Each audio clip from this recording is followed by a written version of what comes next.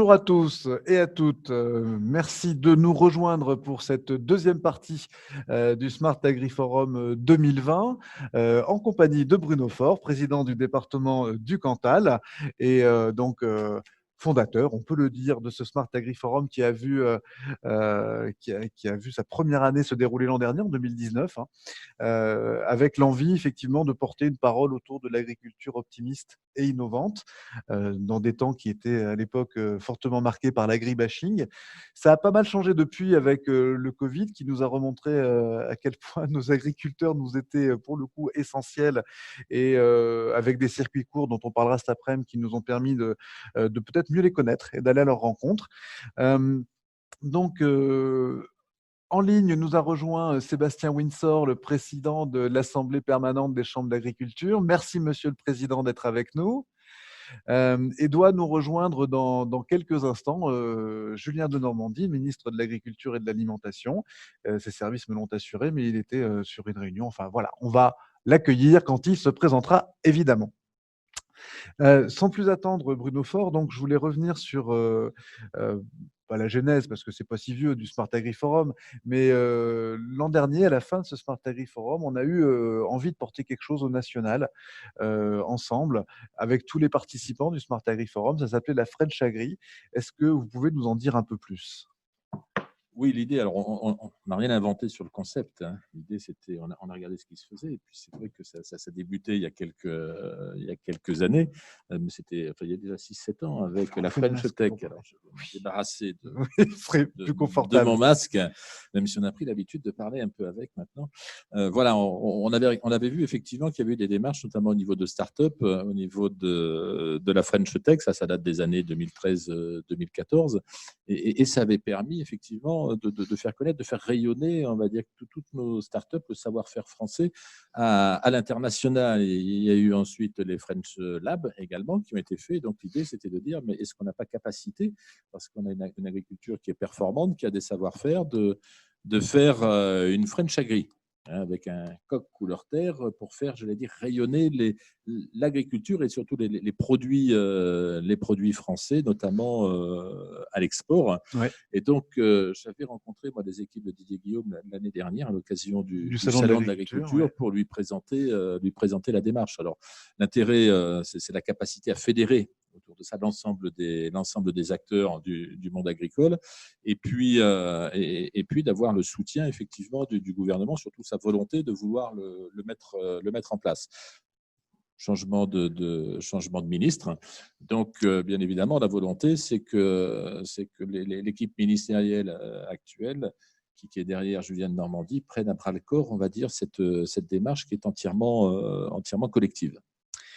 Et effectivement, on va évoquer ce point-là parce qu'il y avait de premiers contacts. Vous avez aussi réécrit à Julien Denormandie à ce sujet-là, parce qu'en se disant, il y a eu la French Tech, la technologie a eu droit à sa French Tech, l'industrie a eu droit à sa French Fab, dont on a vu qu'elle se parait aussi d'un coq vert dernièrement, puisqu'elle elle passe au green, si je puis dire, et l'agriculture qui pèse quand même extrêmement lourd, et on en est content dans l'économie nationale. Eh bien, quel est le moment auquel elle pourrait, elle aussi, effectivement, accéder à ce type de reconnaissance? Parce que quand vous voyez la French Tech, en fait, ça veut dire que vous avez des startups, des régions qui partent à l'international sur des grands salons internationaux. La French Fab, c'est pareil. Aujourd'hui, est-ce qu'on a une démarche organisée nationale pour l'agriculture française en vue de montrer sa présence et sa capacité d'innovation au niveau mondial? La réponse est non. Donc, de ce point de vue-là, on a souhaité mettre ça, je dirais, sur la table. En attendant le ministre Julien Denormandie, je souhaiterais solliciter Sébastien Windsor. Donc Sébastien Windsor, président de la PCA, je rappelle que vous êtes ingénieur des mines de Nancy. Je le dis parce que c'est relativement atypique. Vous êtes polyculteur, éleveur en Normandie, et avant de présider la PCA, vous étiez président de l'ACTA. On a accueilli il y a quelques instants Jean-Paul Borde, que vous connaissez bien, qui est le groupe donc des instituts de recherche et d'ingénierie de l'agriculture. Donc on peut dire que vous avez un profil assez scientifique, assez ingénieur, et que vous n'avez aucune résistance à l'innovation. Est-ce qu'on peut le dire comme ça? Oui, je pense que Ça a toujours fait partie, y compris dans mon choix de revenir dans ce beau métier qui est celui de l'agriculture, de mes motivations et de me dire, voilà, c'est probablement, d'ailleurs, contrairement aux images que peuvent avoir nos concitoyens, un des secteurs où la technologie et l'innovation est le plus présent. Et par exemple, quand on parle du numérique, on entend très vite parler de tout ce qui s'est fait dans le milieu médical autour du numérique, mais je pense que l'agriculture n'a rien à envier à ces secteurs-là, si peut-être par rapport au médical, mais j'allais dire assez clairement, on est plutôt un secteur plutôt en avance, notamment sur le sujet du numérique par rapport à ce qu'on sait faire autour de l'agriculture. Donc, pas besoin de pâlir de ces sujets-là. Alors, dans l'actualité récente, il y a deux faits saillants, hein. Il y a la défense et le maintien des budgets des chambres d'agriculture, obtenus notamment par la PCA pour l'année qui vient, et articulé avec un plan de relance agricole d'1,2 milliard d'euros, hein, si je ne me trompe pas, où finalement on se dit que les chambres d'agriculture seraient aux premières loges pour assurer ce rôle de transformation locale de ce plan de relance et notamment d'accompagnement à l'innovation. Est-ce que ça fait partie de la feuille de route de votre plan stratégique 2019-2025 ? Absolument, et si vous me permettez, je vais, pour essayer d'illustrer mes propos, partager quelques diapositives. Hop, si vous me laissez juste quelques secondes. Allez-y, alors, voilà, je pense que vous devez les voir. On les voit. Je vais pouvoir passer sur les premières assez rapidement. Juste dire, et je vais rebondir sur les propos de Monsieur Faure, on a essayé de lister toutes les startups françaises qui peuvent être des acteurs de l'innovation. Donc, on a appelé ça l'agritech en France. Et vous voyez le nombre absolument colossal. Alors, c'est écrit tellement petit que vous avez du mal à les identifier, mais il y a un nombre colossal d'acteurs de l'innovation en France. Pour autant, je pense qu'on ne fait pas de l'innovation pour faire de l'innovation. Et c'est là qu'on va reboucler avec le projet stratégique qu'on a apporté. Pourquoi se doit-on de faire de l'innovation et quel doit être le rôle des chambres dans cette innovation? D'abord, on doit faire de l'innovation pour servir les enjeux un peu stratégiques qu'on a identifiés. Ils sont rappelés là, mais je ne vais pas rentrer dans le détail. Simplement dire, si je prends les grands enjeux, il y a des enjeux autour de l'accompagnement des agriculteurs.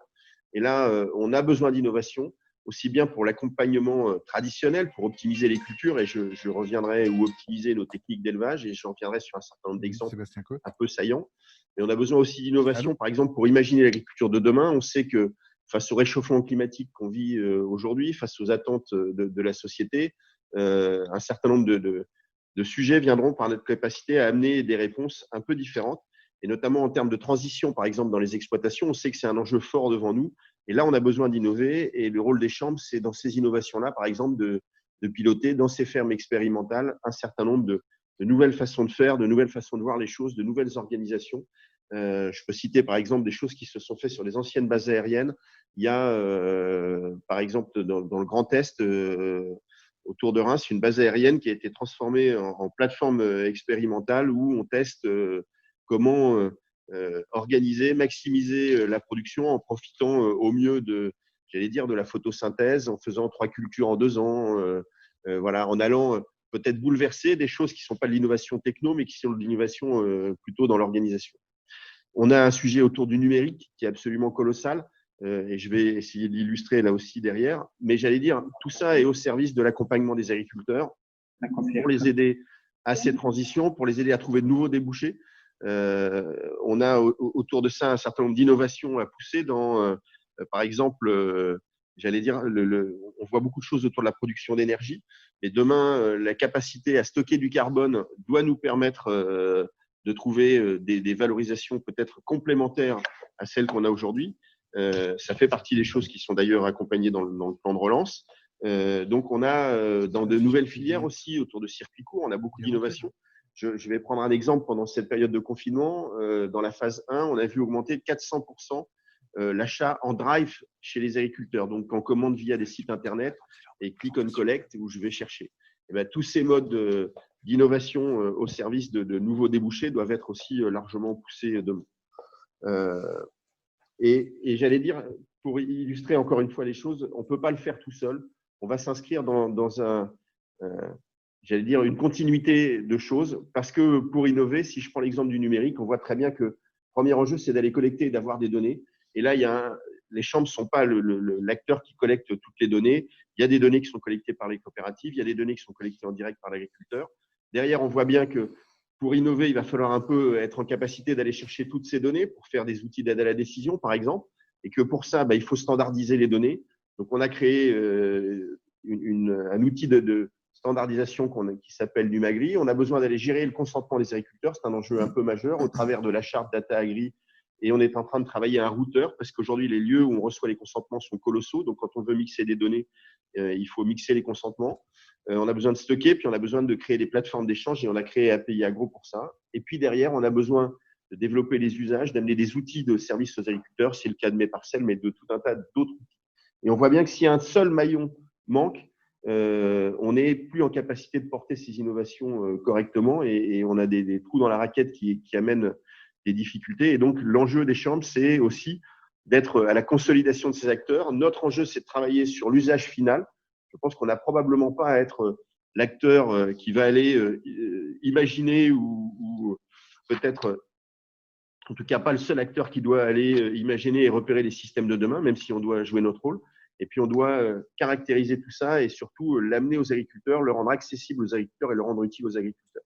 Alors, si je descends pour vous donner quelques exemples, et je vais essayer de les passer très vite, de l'innovation telle qu'elle peut être portée sur la fertilisation. Aujourd'hui, on a commencé avec Farmstar, qui commence à être un peu connu, donc des outils satellitaires Airbus pour piloter nos fertilisations. Mais encore une fois, c'était la première étape. Derrière, on a essayé de démocratiser ça.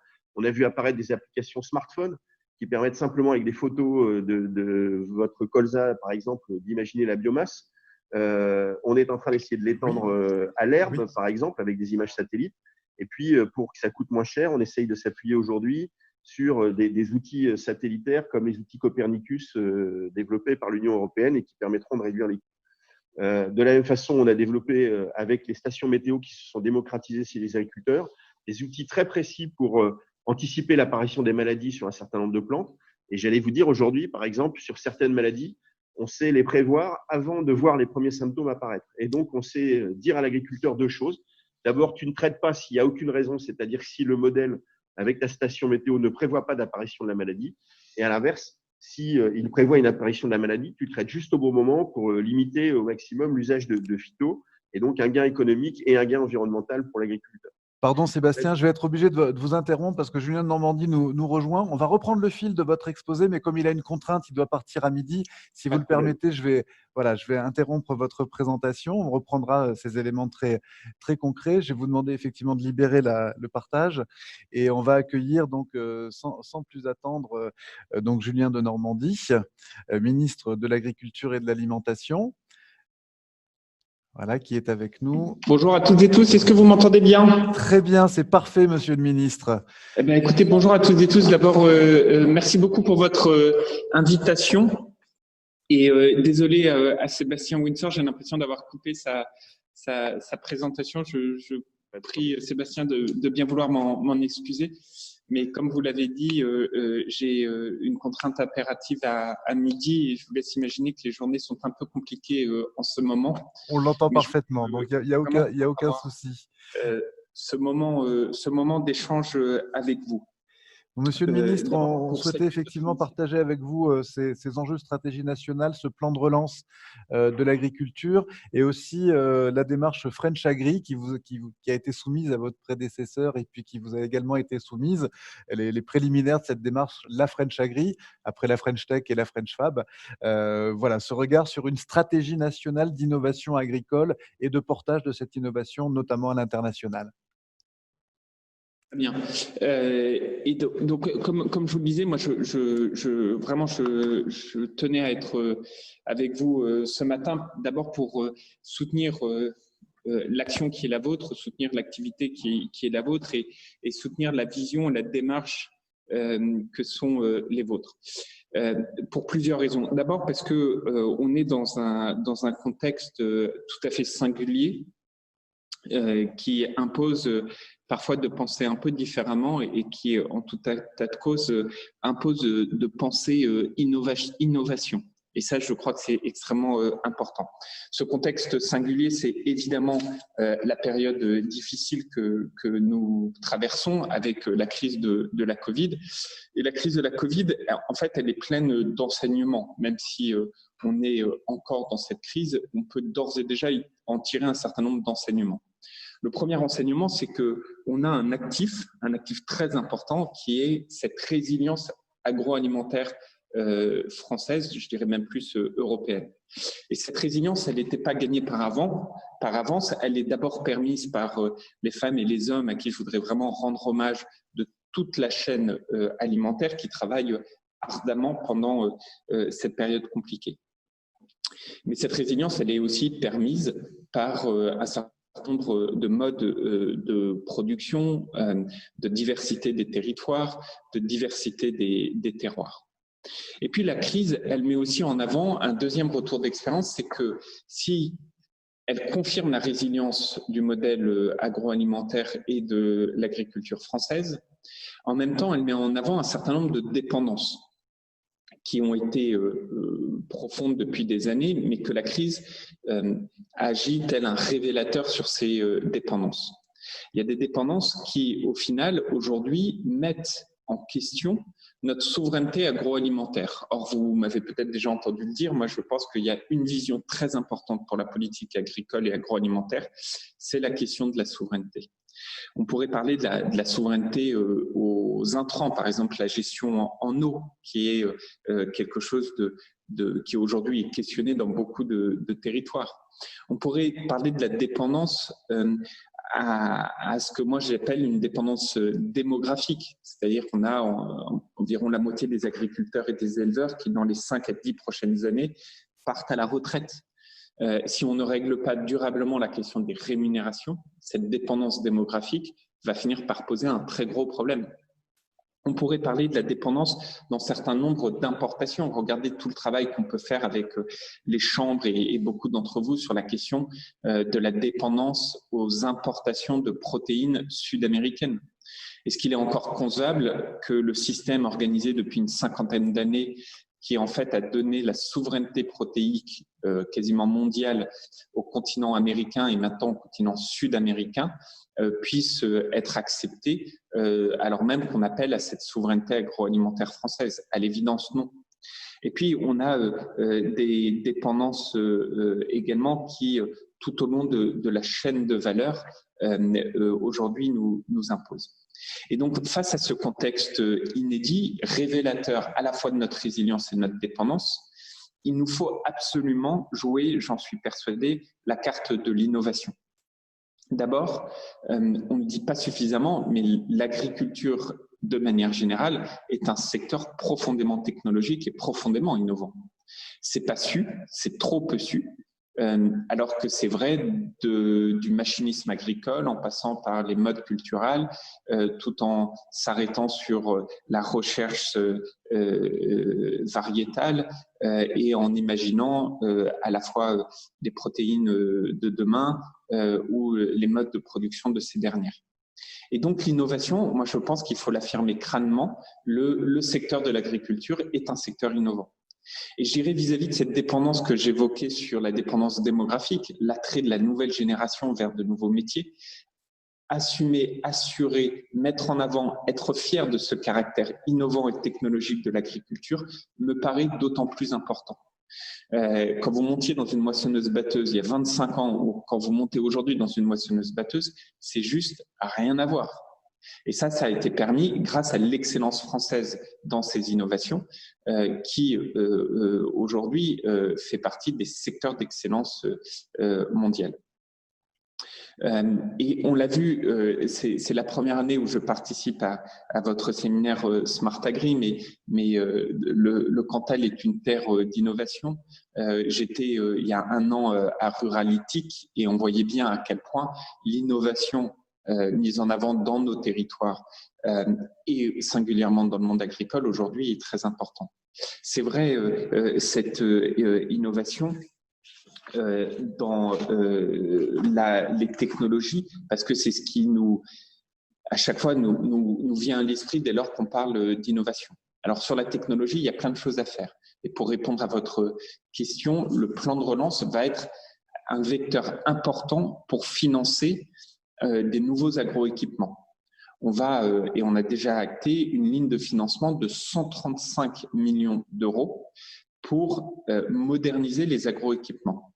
Et je voudrais remercier notamment les acteurs, et en particulier Sébastien Windsor et les équipes des chambres, parce que là, on fait un travail très, très fort pour justement diffuser l'accès à ce plan de relance, et notamment, par exemple, cette ligne de 135 millions d'euros dans l'innovation technologique des agroéquipements.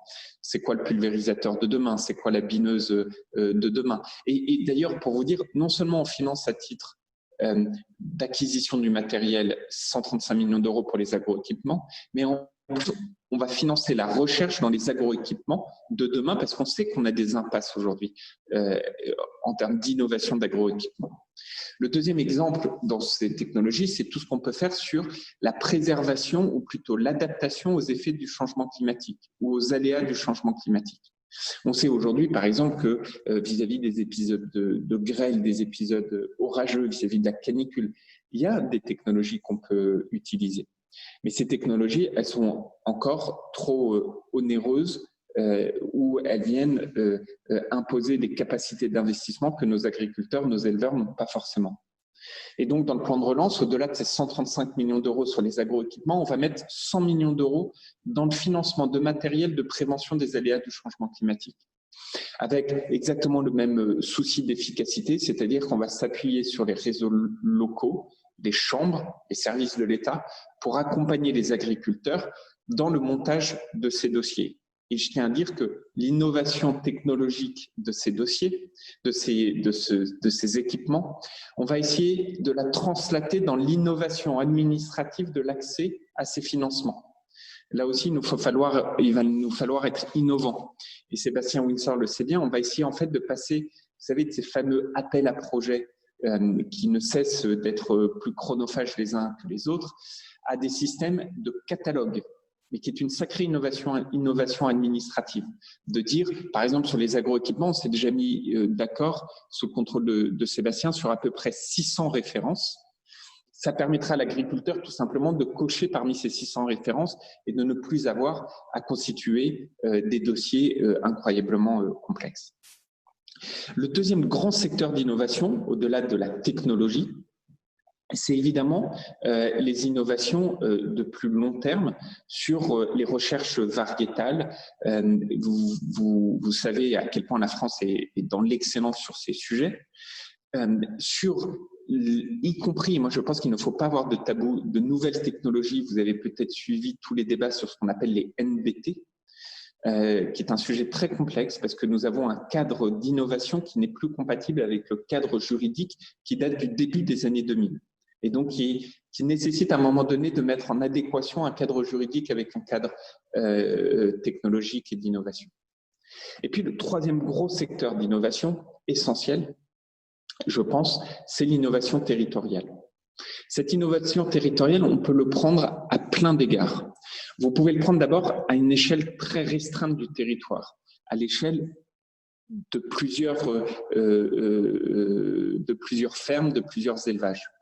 On voit aujourd'hui à quel point on peut faire de la mutualisation d'innovation, de la mutualisation technologique. On fait déjà de la mutualisation de matériel. On a même créé des formes juridiques de mutualisation, au-delà même des coopératives. Mais on peut aller plus loin sur de la mutualisation du matériel d'innovation dans la prédiction météorologique, dans l'utilisation d'un certain nombre d'intrants, dans la mutualisation technologique de la logistique. On sait à quel point la logistique est une source de coûts de l'agriculture très importante. À l'échelle territoriale, on peut ensuite monter à un cran plus important, c'est l'organisation territoriale de l'amont à l'aval. Et là, il y a plein d'exemples d'innovation qui sont incroyablement importants. Ces innovations, elles sont importantes à l'échelle du territoire à partir du moment précisément où en plus on répond à la demande sociétale. Prenez par exemple dans le département du Cantal les structures innovantes qui ont été créées sur par exemple l'agri-local ou sur par exemple le drive fermier. qui aujourd'hui regroupe plusieurs centaines de producteurs. Ce sont des innovations qui ont permis en fait de concilier entre les outils d'innovation la rencontre entre la demande sociétale et la production telle que nous la faisons ou telle qu'elle doit être faite vis-à-vis de la demande sociétale. C'est répondre au final à une tendance qu'on a observée pendant le premier confinement et qui continue à observer aujourd'hui, de la consommation locale. Vous m'avez sûrement peut-être déjà entendu sur ça. Moi, j'ai 2 maîtres mots, c'est la souveraineté agroalimentaire et c'est la consommation de produits frais et locaux. La consommation de produits frais et locaux, ça ne peut pas être un discours incantatoire ou un discours avec une injonction. C'est une organisation innovante territoriale. C'est l'organisation de la filière, l'organisation de l'amont à l'aval et l'organisation de la distribution. Et à ce titre, on voit un maillage du territoire avec beaucoup de ces innovations sur lesquelles il est possible d'aller plus loin. Par la faisabilité de l'innovation en termes de connexion, par la faisabilité de l'innovation en termes de rapprochement de l'offre et de la demande, par la faisabilité de l'innovation en termes d'outils de production. Et AgriLocal, Drive Fermier en sont de très bons exemples. Et pour généraliser cela, on est en train, dans le cadre du plan de relance là aussi, de mettre en avant un dispositif très important que sont les plans d'alimentation territoriaux. Ces plans d'alimentation territoriaux, ils organisent territoire par territoire l'accès justement à ces contrats innovants de l'amont à l'aval. Toujours, si je reste sur le département du Cantal, mais vous avez par exemple les projets alimentaires territoriaux à Saint-Flour ou sur le territoire Haute-Terre communauté. C'est des exemples très concrets de projets alimentaires territoriaux qui marchent. La difficulté face à ça, c'est que l'État ne finançait que très peu ces dispositifs. On finançait à hauteur de 6 millions d'euros depuis les 4 dernières années, 6 millions d'euros en 4 ans. On a décidé de financer 80 millions d'euros en 2 ans pour justement financer tous ces produits d'innovation qu'on peut faire. Je vous donne un exemple. On sait par exemple, et c'est pour moi quelque chose d'extrêmement important parce que c'est un dispositif qui, à mes yeux, est essentiel pour lutter, y compris contre l'inégalité alimentaire, c'est le sujet des cantines. Il nous faut être beaucoup plus innovants dans l'accès à une nourriture de qualité dans nos cantines. Mais il ne suffit pas de le dire. Les cantines, aujourd'hui, ça dépend des collectivités, que ce soit collectivités, municipalités, départements ou lycées. Il nous faut pouvoir accompagner. Prenez le sujet, par exemple, des perturbateurs endocriniens liés aux modalités de cuisson dans les cantines. Aujourd'hui, on a l'innovation pour rompre avec ces sujets-là. Il faut passer d'un certain type de plats en plastique, par exemple, à des plats en inox. La difficulté, c'est que si vous faites ça, vous devez changer et être innovant dans le mode de cuisson lui-même. Évidemment, vous n'allez pas mettre au micro-ondes un plat qui n'accepte pas les ondes du micro-ondes. Ben là, pareil, dans le cadre du plan de relance, on va financer à hauteur de 50 millions d'euros pour accompagner ces innovations territoriales. Bref, je terminerai par dire, on vit un moment singulier. Ce moment singulier, il nous oblige d'abord à faire face, à montrer que le bateau tient le cap en dépit de la tempête, mais il doit aussi nous imposer cette lucidité en termes de retour d'expérience qu'on peut faire. Et si on peut être fier de la résilience de nos systèmes, je pense qu'il nous faut être humble vis-à-vis des dépendances de ce système. Et face à ça, moi, je ne connais pas de meilleure stratégie que de la stratégie d'innovation, de penser différemment, de savoir s'adapter, de tirer profit de l'intelligence technologique, mais aussi de l'intelligence des territoires. Et le plan de relance, il est vraiment fait et il est là pour accompagner. Ce ne sera pas le seul outil. J'aurais pu parler de la politique agricole commune qui doit être un vecteur d'innovation. J'aurais pu parler de la gestion intelligente des modes de production qu'on accompagne à travers la recherche et le développement de manière générale, que ce soit dans le cadre du plan Ecophyto ou dans le cadre des plans d'investissement d'avenir.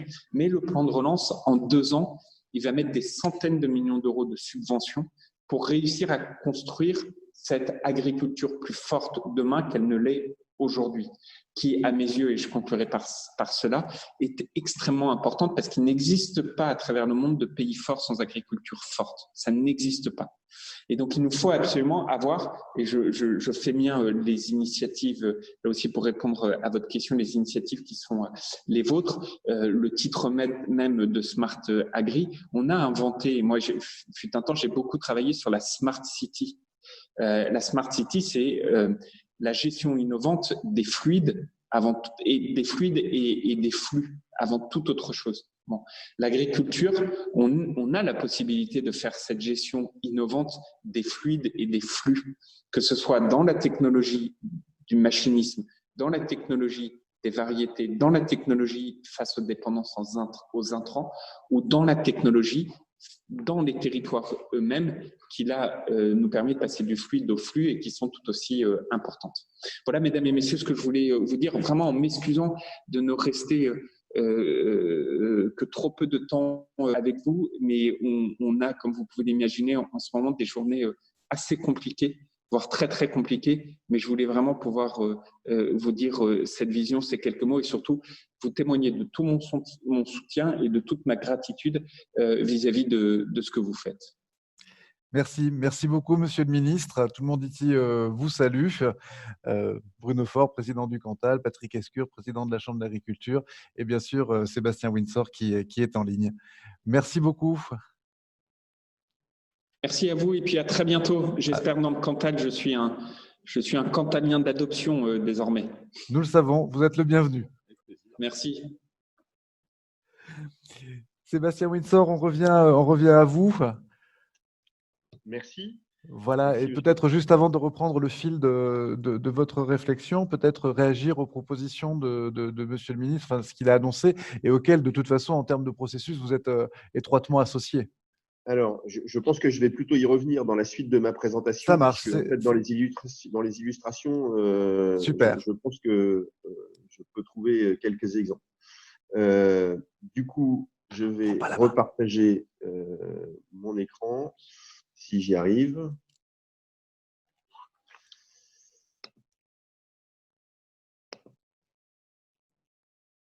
Quelques secondes.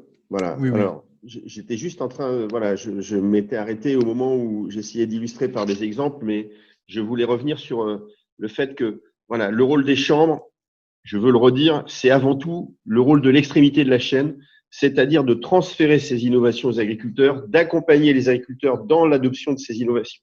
Alors, quand on a ce rôle-là, bien sûr, on a un rôle un peu en amont, qui est celui d'identifier les besoins des agriculteurs et donc de communiquer vers la multitude de start-up, d'acteurs de l'innovation agricole pour exprimer le besoin. Et puis, on a le besoin de les accompagner aussi pour la mise au point de processus. Mais je le redis, notre rôle final, c'est vraiment celui d'aller jusqu'au dernier kilomètre. C'est d'ailleurs souvent les propos du ministre pour caractériser les chambres. C'est celui de porter ces innovations aux agriculteurs. Alors, j'avais pris quelques exemples d'éléments. Je suis revenu sur la fertilisation avec ce rôle qui a été d'accompagner les pionniers et Farmstar, et puis la démocratisation via des outils smartphones maintenant et via, j'allais dire, des outils satellitaires européens qui donnent de l'imagerie qui est mise à disposition gratuitement, donc qui vont nous permettre de réduire très fortement les coûts avec voilà, une offre qui sera en plus collée au logiciel Mes Parcelles. Donc, sur une même plateforme, l'agriculteur pourra enregistrer sa traçabilité, pourra accéder à des outils, comme je l'expliquais, de prévision des maladies avec des conseils adaptés en termes de phyto, et puis gérer sa traçabilité. Et là aussi, on fait tout pour l'aider dans la traçabilité. Nous sommes en train de mettre au point des box qui seront, j'allais dire, ou matérialisés quelque part avec une application sur le smartphone ou avec une boîte carrément dans le tracteur, comme celle que vous voyez, c'est mon pulvérisateur dont il s'agit là, et qui permet de lire ou les codes barres par un lecteur optique ou encore mieux, des puces RFID qu'on colle sur les bidons et qui permet de gérer la traçabilité. Cette boîte-là, elle détecte comme n'importe quel téléphone là où le pulvérisateur est allé et elle permet à l'agriculteur de tracer quel produit il a mis, à quelle quantité, sur quelle parcelle et de faire ses enregistrements en live. On a la même chose qui s'applique à l'élevage, hein, de plus en plus avec des technologies de puces et d'identification d'animaux par des puces, les boucles électroniques demain, la possibilité d'enregistrer les traitements vétérinaires en direct, et on pourra le faire en utilisant son smartphone au moment où on va faire voilà, une piqûre pour soigner un animal, d'enregistrer quel animal en lisant sa boucle et d'assurer la bonne gestion, de suivre ses traitements. On avance aussi et on essaye de faire beaucoup de travail de mise au point et d'accompagnement des agriculteurs autour de l'utilisation de robots. Alors, vous avez là des robots en grande culture ou en maraîchage qui commencent à généraliser. Et là, vous me demandiez d'illustrer les propos du ministre. Mais l'accès à ces robots qui commencent à se démocratiser, je dis bien qu'ils commencent tout juste, eh bien, il est facilité, il est rendu possible, alors que ce sont des technologies qui coûtent encore relativement cher aujourd'hui, par des aides qui seront apportées dans le cadre du plan de relance. Alors là, vous avez les exemples les plus extrêmes. Hein. C'est ce que le ministre a appelé moderniser les agroéquipements, ça? Exactement. Vous pouvez par exemple avoir une bineuse qui, au lieu de passer à 6-7 cm de la plantule, avec des caméras, arrive à se rapprocher à 2 cm de chaque côté de la plantule quand vous la tirez derrière un tracteur, en venant bouger votre bineuse sur un axe transversal pour s'approcher au plus près de la culture. Ça, ce sont des options qui coûtent, j'allais dire, quelques dizaines de milliers d'euros, et le plan de relance peut aider globalement à ramener le coût de ces matériels à des coûts de matériel un peu plus standards et donc aider l'accès à ces technologies. Même chose autour du bien-être animal ou autour j'allais dire du sanitaire, tout ce qui va être robot pour accompagner le nettoyage, la nourriture des aliments doit pouvoir demain être éligible dans le plan de relance et faciliter la vie des agriculteurs, mais aussi améliorer le bien-être de nos animaux ou le sanitaire. Et puis voilà, on a aussi quelques équipements, il y en a quelques-uns qui sont illustrés là, qui sont de l'innovation, qui n'est pas vraiment l'innovation de rupture, hein, le fait de capter les menus pailles derrière une moissonneuse-batteuse pour éviter de remettre les mauvaises graines dans le champ, le fait d'avoir, comme vous l'avez en bas à gauche, un lamier qui vient couper les mauvaises herbes qui dépassent pour faire des interventions mécaniques, tout ça sera aidé dans le nouveau plan d'agroéquipement, et comme vous l'avez au milieu, des matériels encore plus sophistiqués avec des caméras qui vont permettre de ne déclencher les produits que quand l'adventice est présent. Et voilà, on a énormément de choses. Et donc, le rôle des chambres d'agriculture, c'est bien d'accompagner l'agriculteur dans le choix du bon investissement, parce qu'il ne peut pas non plus, il a des capacités d'investissement qui sont limitées, dans le fait de s'y retrouver dans le plan de relance sur les aides, et puis dans le fait de bien utiliser ces investissements pour qu'il en tire le meilleur profit pour lui, pour l'environnement, pour la valorisation de ses produits. Et puis, au-delà de ces innovations très techno que je vous ai montrées, je l'ai dit tout à l'heure, on a des innovations à pousser sur la commercialisation, le fait de développer les drives fermiers, le fait de demain pouvoir mettre des produits à disposition dans des casiers, par exemple. C'est une innovation toute bête, mais c'est une innovation qui va rapprocher le consommateur du producteur et qui va permettre d'aller amener de la valeur au producteur. Le fait de valoriser le carbone que l'on stocke dans nos sols par la capacité de le mesurer, la capacité de le caractériser, de revendre des crédits carbone, c'est une innovation qui est devant nous et sur laquelle on travaille beaucoup. Et puis, et qui là aussi sera facilité très largement par le plan de relance avec des appuis à ces diagnostics chez les jeunes agriculteurs.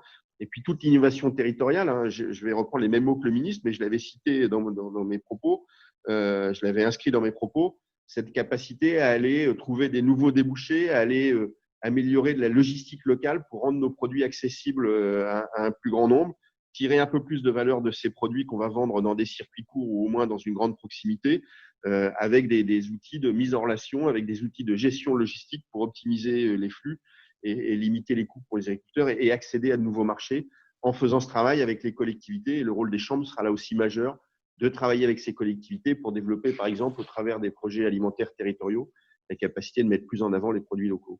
Donc voilà, vraiment un très très large spectre d'innovation. Et notre rôle de chambre, c'est vraiment, et ça nécessite d'être de plus en plus pointu, c'est vraiment sur ces innovations de faire tout le travail pour les amener aux agriculteurs, en réduire le coût, en optimiser l'utilisation et faire en sorte que voilà, ces innovations soient diffusées à un large nombre. C'est, je crois, l'ancien slogan de la SNCF, le progrès ne vaut que s'il est partagé par tous. C'est un peu la doctrine que s'appliquent les chambres autour de l'innovation. On est l'acteur du dernier kilomètre qui permet de partager l'innovation à tous. Et on aura du coup, avec le plan de relance, j'allais dire, des moyens supplémentaires pour aider les agriculteurs à accéder à ces innovations de façon très large. Merci Sébastien Windsor, merci beaucoup. Alors que sur le chat, effectivement, on nous porte la proposition d'un technocuma, hein, un outil peut-être de mutualisation de la techno entre agriculteurs, pourquoi pas, hein, pourquoi pas. Bruno Faure, votre votre réaction, votre vision par rapport à ce que vous avez entendu à la fois de Sébastien Windsor, qui représente les chambres, hein, qui sont vos interlocuteurs de référence. Il parle du travail avec les collectivités sur les projets alimentaires territoriaux, et puis plus largement la vision sur ce plan de relance. Je crois que la présentation qui a été faite par le président de la PCA sur les technologies, enfin les avancées technologiques, je crois que ça démontre effectivement tout le potentiel qu'il y a. Ce matin, vous avez dû garder aussi, vous avez dû travailler sur ou évoquer des dossiers sur on gagne du temps, on améliore ses productions, on anticipe. Des innovations permettent de trouver des aides à la décision pour les éleveurs. C'est de la mise j'allais dire, en commun, non pas en commun, mais en contact aussi au niveau des clients. C'est tout le champ qui est devant nous. Donc, on voit que le potentiel est énorme. Et donc, sur le plan de relance, effectivement, je crois qu'il faut trouver quelque chose de simple. C'est ce qu'a dit le ministre. Innovation administrative. L'innovation administrative. C'est deux mots qui, waouh, j'espère c'est presque un oxymore. J'espère effectivement qu'on pourra, que ça sera vérifié, mais c'est essentiel parce que je crois que sur cette innovation, il faut aussi aller vite.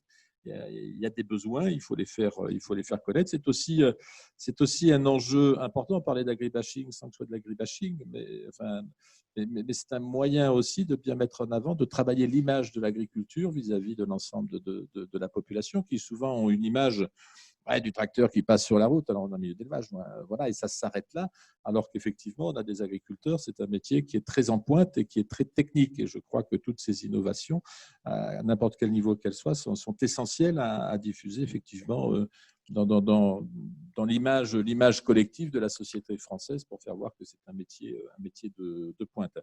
Et donc, ce plan de relance, il était tout à fait logique que l'agriculture puisse en bénéficier sur cet aspect innovation, parce qu'aujourd'hui, on va venir sur les problématiques de marché. On voit très bien que la profession a des difficultés pour peser sur les filières. Malgré tout ce qui a été fait dans le cas des différents emplois, il est difficile de peser sur les filières, sur la valorisation. Et donc, un des moyens qui permet d'avoir un meilleur revenu, ou de le maîtriser un peu mieux, c'est de jouer sur les charges. Et l'ensemble de ces innovations qui contribuent à aider à la décision, à mécaniser, à limiter les coûts, sont les bienvenus pour les agriculteurs. Et le ministre en parlait, il y a les cantines, il y a, voilà, ça c'est un grand sujet pour le président de département qui est en charge les collèges, et puis avec la réponse agri-locale qu'on a évoquée un peu ce matin, qu'on évoquera encore cet après-midi, mais il y a des choses qui sont très efficaces aujourd'hui. Il y a des choses qui sont très efficaces, oui, d'autant plus toute la France est agricole, on a nos produits qui sont sur place, et aujourd'hui la difficulté c'est comment faire savoir, comment faire rentrer dans les mœurs, effectivement, qu'au lieu de commander sur un catalogue, on a le produit qui est de l'autre côté de la route, de la rue. Là aussi, il y a une organisation à mettre en place au niveau des agriculteurs. Il faut aussi les sensibiliser au fait qu'ils peuvent vendre directement. C'est vrai que le métier d'agriculteur est quand même compliqué. On demande beaucoup de choses. On demande de produire, on demande des fois de transformer. On demande d'être aussi un commercial parce qu'il faut vendre. On leur demande aussi de s'intéresser à la suite, si les clients sont sympas ou sont contents ou quoi. Donc, ça fait quand même beaucoup de métiers en un. Il faut quand même en être conscient. Voilà, et je crois qu'effectivement, il faut imaginer aussi, et donc il faut sensibiliser les agriculteurs à dire, bon, dans ce que vous produisez, peut-être qu'en faisant une étape supplémentaire, vous arriverez à valoriser sur place. Donc, il faut s'intéresser effectivement à ce qu'attend le client, à lui faciliter les choses, mais ça veut dire des organisations collectives, ça veut dire de l'innovation sur les outils, parce qu'on bute souvent sur la logistique. On a un produit, on a un consommateur, un utilisateur. Voilà, comment fait-on pour les mettre en contact? Comment fait-on pour gérer le conditionnement? Comment fait-on pour gérer? Que faut-il faire pour arriver à amener ce produit? Enfin, il y a tout un tas de points qui sont à travailler. Ça peut se faire de manière collective. Et dans ce cadre-là, l'innovation, qu'elle soit technologique ou autre, est essentielle. Merci Bruno Faure. Je voudrais confier le mot de la fin à Sébastien Windsor, président de la PCA. Je vous remercie encore de votre présence parmi nous. Alors, de quoi on parlera dans un an au prochain Smart Agri Forum? On fera le bilan de la première année du plan de relance agricole? Moi, j'allais vous dire, on fera le bilan de la première année du plan enfin voilà, un bilan intermédiaire des transformations que ça a permis d'amener. Et puis, j'allais dire, on a un autre sujet très, très à cœur et on vient de lancer la première plateforme numérique d'échange de données agricole qui est en train de prendre son envol. Et voilà, j'espère qu'on saura, au travers de cette plateforme numérique qui s'appelle AgData Hub, faire en sorte que demain, les données du monde agricole qui sont très morcelées entre X acteurs puissent converger pour amener de nouvelles utilisations, de nouveaux outils d'aide à la décision, plus de conseils, plus de performance aux agriculteurs et que là aussi, on sera montré qu'à travers cette plateforme, comme l'a dit le ministre d'ailleurs, on est plutôt à la pointe parce que je pense qu'aujourd'hui, le seul secteur qui a ce type de plateforme en France, c'est la santé. Et donc, on montrera que, comme la santé, on a tiré profit du numérique pour amener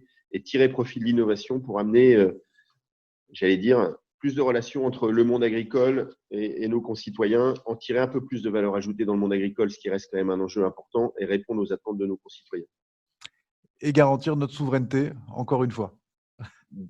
La souveraineté et au-delà de la souveraineté, une réappropriation de l'endroit de production, du fait que l'agriculture est producteur d'alimentation, et puis du lien où j'achète un produit, il y a un agriculteur derrière, ça ne vient pas de nulle part, ça vient de quelque part à côté de chez moi de préférence. Super. Merci beaucoup. Ici, on vous applaudit.